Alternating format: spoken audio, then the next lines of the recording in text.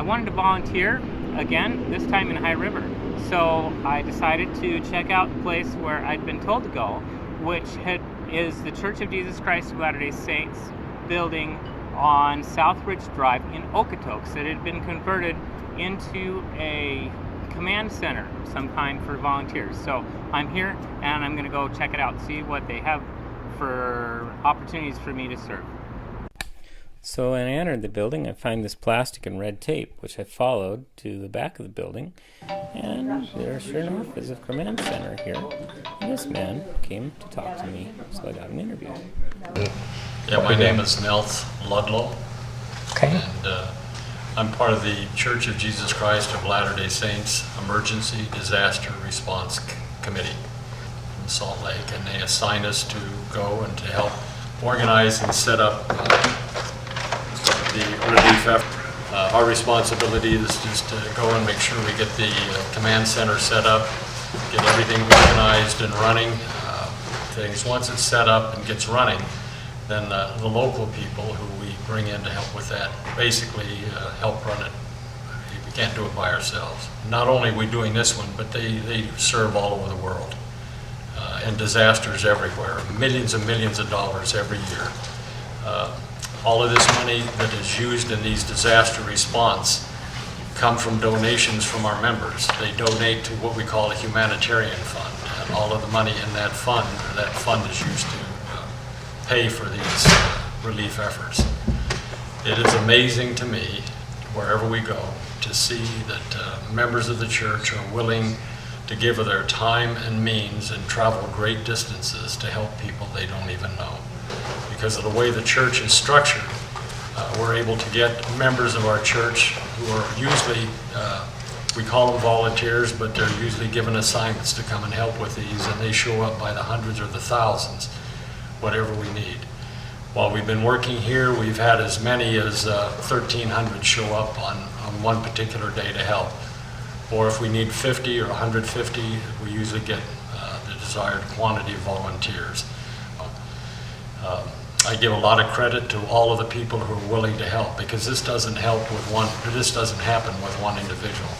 It takes many, many people to make it run smoothly. And again, the local people wherever we go are so willing to give of their time and their means, and it really makes it function. A lot of good is being done. We've been able to do, at least through the command center here, at least 1,000 work orders. So there's a tremendous effort, a tremendous work that is being done here. And again, just appreciate all those who are willing to give so much to make this happen. Does a person have to be a member of the church to get help from the volunteers? No, not at all. We take work orders from anyone who calls. As a matter of fact, I would guesstimate, really, in this particular disaster, probably 95% of what we're doing is just for the general community, for just anyone. We do help our members, yeah, we help everyone, first responders, disabled, elderly, but the vast majority of work we do is just for the community. We have all of the supplies and equipment here at this building, and we fit them with white suits, masks, rubber gloves, rubber boots, and then all of the necessary tools to go in and complete the job. And we give them a work order. We put a piece of paper in their hands with a name, address, and phone number if someone is called, and ask for help, as well as on that work order, an outline of the work that is required to be done. And so, yeah, we just basically go on assignment, by assignment, to help these people.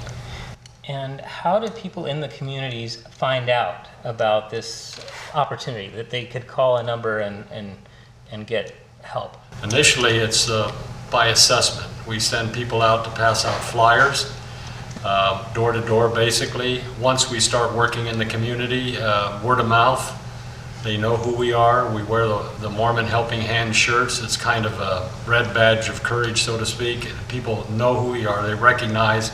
They'll stop some of our crews and ask for help.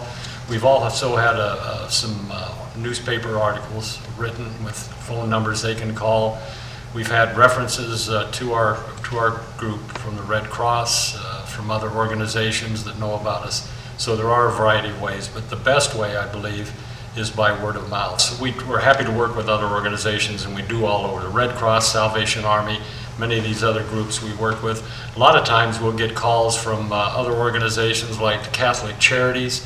Occasionally we get calls from Samaritan's Purse in various locations, and they'll say to us, we've got a lot of work orders, we really can't get them all done, can you help us? So we'll help that way. There is coordination, cooperation, but we basically set up our own organization and get our own work orders, go out and work. But if people want to work with us, non-members want to come, they're more than welcome.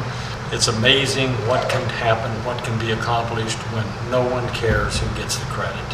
And we're not looking for a pat on the back, we're not looking for credit, we just want to go out and help as many people as we can. And the other organizations, I hope, are doing exactly the same thing. And if we just work together and everybody does their part, the work will get done, and the community will be served, and these people who have lost so much will have a little bit of hope.